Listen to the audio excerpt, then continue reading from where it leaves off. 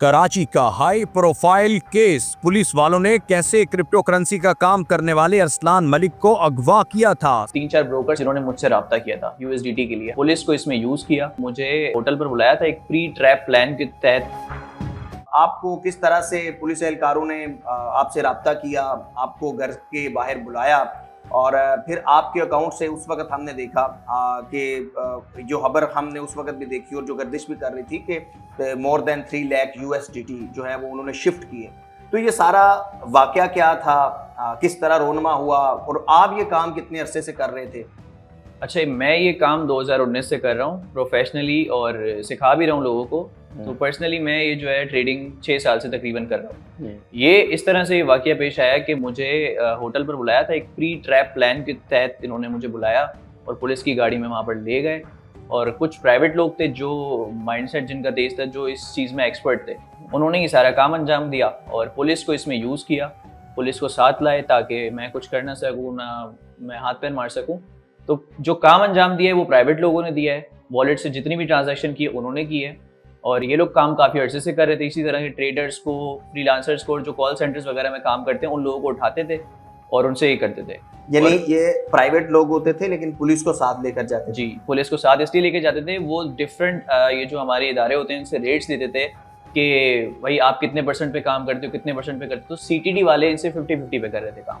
अब ये था कि अगर इनका मसलन थोड़ा सा आप एक्सप्लेन कीजिएगा। ये जो प्राइवेट लोग थे ये पुलिस को या सीटीडी को साथ लेकर जाते थे और यानी जैसे आपको उठाया, किसी भी नौजवान को उठाया, उसमें से वैलेट में से शिफ्ट की अमाउंट, बिल्कुल, और उसमें से 50% वो प्राइवेट लोग रखते थे जो कि ये ट्रांजैक्शन करते थे और 50% सीटीडी या पुलिस को देते थे। डिफरेंट इदारों के पास गए, उनको अपने मुताबिक रेट्स नहीं मिल रहे थे तो सीटीडी के 50-50 पर काम कर रही थी। अब हुआ क्या, सीटीडी से इनकी डील ये बनी कि अगर ये अटेम्प्ट सक्सेसफुल जाता है तो 20,000 मतलब 50-50 कर लेंगे और अगर नहीं जाता तो 20,000 रुपए प्राइवेट वाले जो हैं वो सीटीडी को देंगे पेट्रोल के खर्चे पानी के। तो ये 1 महीने से तकरीबन ये काम कर रहे थे और इनका इस काम के पीछे का कहना ये था कि भाई इस पर कोई कानून नहीं है। तो सारे एक्यूज थे नॉमिनेटेड मेरी तरफ से, उन्होंने ये कहा कि भाई इस पर कानून नहीं है तो कोई कंप्लेन नहीं करवाएगा, सब डरते हैं। बट उनको क्या पता था, बट नॉट दिस टाइम। अब कानून भी बन रहा है और अब कंप्लेन भी हो गई है और वो पकड़े भी जा चुके हैं। आपने किससे राब्ता किया था, किस तरह आपने एप्लीकेशन? मैंने डीआईजी असद रजा से राब्ता किया था, डीआईजी साउथ से। उन्होंने फौरी तौर पर इसकी मेरी एफआईआर करवाई। फिर केस टॉप प्रायोरिटी पर मेरा सॉल्व हुआ। 2 से 3 दिन में इन लोगों को पकड़ लिया, इनके मोबाइल्स वगैरह मुझे उन्होंने इंटेरोगेशन के लिए दे दी। मैंने खुद चेक किए सबके मोबाइल्स वगैरह। अच्छा, इन्होंने एक हरकत ये की कि 40,000 यूएसडीटी जो थे मेरे कॉइन्स सेल करके वो बाइनेंस में ही थे और मैंने फ्रीज करवा दिए थे। ये जब वाकई मेरे साथ हुआ 4:30 बजे इन्होंने मुझे छोड़ा, सुबह मैं जैसे ही गया मैंने ये फ्रीज करवा दिए। जो 2,75,000 यूएसडीटी थे ना, वो थे डिसेंट्रलाइज वॉलेट में, वो नहीं करवा सकता था मैं। तो वो उन्होंने उस पर गेम कर दिया, वो आगे पीछे भी कर दिए थे, मर्सिडीज गाड़ी भी ले ली थी, कैश भी करवा लिए थे कुछ, और वो नहीं मिल सके। ये किसने करवाए थे? ये सब हारिस ने किया था। हारिस जो नॉमिनेटेड है, सबसे बड़ा किरदार उसी का ही है। उसने पुलिस वालों को भी चकमा दे दिया, मतलब उनका 50-50 करना था। उसने बोला यार सुबह हिसाब करेंगे, अभी तुम फिलहाल ना 2.5-3 लाख रुपए रखो, कल देखते हैं, और वो गायब हो गया। अब पुलिस वालों तक भी हिस्सा नहीं पहुंचा, आगे किसी भी जो भी 5 लोग जो लोग आए थे किसी को भी नहीं पहुंचा। हारिस सब लेकर निकल गया था। तो बाद में जब उनको पता चला तो ये हारिस अरेस्ट हो चुका था। फिर बाद में वहीं जेल में ही मिलेंगे लोग सारे। अच्छा, ये कितने लोग थे हारिस एंड कंपनी? अच्छा, ये तकरीबन मेरे पास जो आए थे 5 पुलिस वाले थे और एक हारिस था। और हारिस आया था 3-4 ब्रोकर्स के साथ जिन्होंने मुझसे राब्ता किया था यूएसडीटी के लिए। हम वैसे यूएसडीटी की कोई डील नहीं करते, ना बेचते हैं, ना किसी, मेरी भी किसी टीम से राब्ता किया था। जब आपको इन्होंने उठाया जी, 5 पुलिस एहलकार थे पुलिस मोबाइल पे जी, और एक साथ हारिस था। हाँ, ये इलाका कौन सा था उस वक्त एग्जैक्ट? और जो पुलिस एहलकार जो सादा कपड़ों में थे, आपको क्या लगा कि वो किस थाने के होंगे? मुझे, मेरा कभी पुलिस से ना वास्ता पड़ा, ना मैं कभी थानों में गया, तो मुझे अंदाजा नहीं था। मुझे साइमा अरेबियन विलास के एक होटल से उठाया था, ठीक है, और मुझे नहीं पता था। अली रजा ने जो है ना उसको फोन करके बोला था कि इसको चश्मा पहना दो, उसने काला कपड़ा डाल दिया और अली रजा ने ही मेरे उस पे से वहाँ पासपोर्ट ऑफिस के सामने मेरे मुंह से वो हटाया और कहा देखो तुम कहाँ पर हो, तुम एफआईए के ऑफिस के बाहर हो और तुम यहीं पर ही अपना वॉलेट खोल के दिखा दो, वरना अंदर जाओगे तो लंबा जाओगे। मैंने कहा मैंने कुछ किया ही नहीं है, मेरी इंटेरोगेशन करनी है, लेके चलो अंदर, मैं बैठा हूँ, दिखाऊंगा सब कुछ। ने कहा नहीं नहीं नहीं, बहुत लंबा जाओगे, साफ नहीं है, फिर रात में पिटोगे ये वो।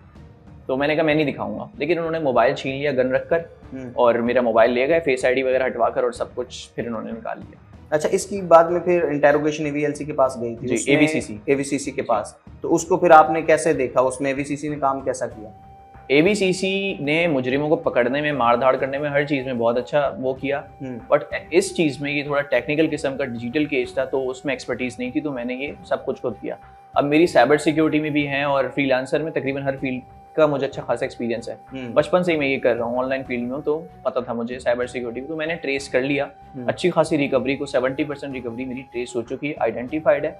बट कुछ उसमें से ये है कि बैंक्स वाली जैसे वो है 1,74,00,000 वो कलेक्ट नहीं की गई हैं, जिनके अकाउंट्स में हारिस ने पैसे मंगाए थे, तो वो कलेक्ट करना बाकी है, और भी डिफरेंट वो है, तो 30% अभी रह गई।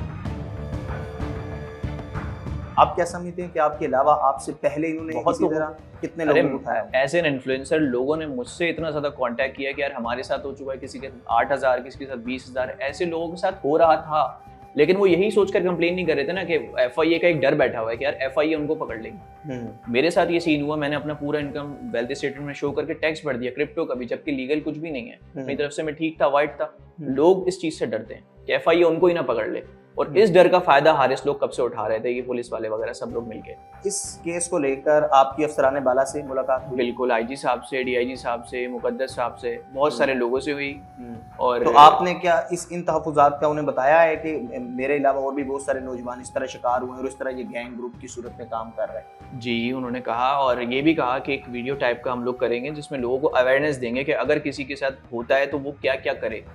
तो ये अच्छा स्टेप है अगर गवर्नमेंट ये लेती है कि लोगों के दिलों से डर निकले। अभी सारे आपके केस को लेकर करंट स्टेटस इस वक्त मौजूदा क्या है? इस वक्त मौजूदा स्टेटस ये है कि केस मेरा शुरू नहीं हो रहा है, इंटरिम वगैरह भी जमा नहीं हुआ है, चालान वगैरह भी अभी जमा नहीं हुआ है, अटका हुआ है। ये कब रोनमा हुआ था, कब आपको उठाया गया था? 25 दिसंबर को हुआ था, और आज मेरे ख्याल में 25 दिसंबर 2024 को अप्रैल का एंड चल रहा है। अप्रैल का एंड, तकरीबन मोर देन 4 मंथ हो चुके हैं। एग्जैक्टली। अच्छा, तो इस केस में जेल में कौन कौन है? जेल में तो सारे ही हैं, बेकसूर भी हैं, जो ब्रोकर्स हैं जिनको पता ही नहीं था कि ये लोग क्या करने वाले हैं, वो भी ट्रैप ही हुए मेरी तरह, वो भी बंद हैं। बट ये है कि वो निकल जाएंगे, उनको हम मौके का गवाह बनाएंगे, उनके सामने जो वाकया पेश आया, और जेल में तो सब लोग ही बंद हैं। तो टोटल इस केस में आपका कितना नुकसान हुआ इस सारे केस में, और कुछ आपकी रिकवरी हो चुकी है या नहीं? ऑलमोस्ट 10 करोड़ का नुकसान मेरा हुआ है, जो मेरी पूरी मेहनत की, हर समझ लें कि 16 घंटे मेहनत की कमाई है, वो मेरा नुकसान हुआ है, ऑलमोस्ट 10 करोड़ रुपए।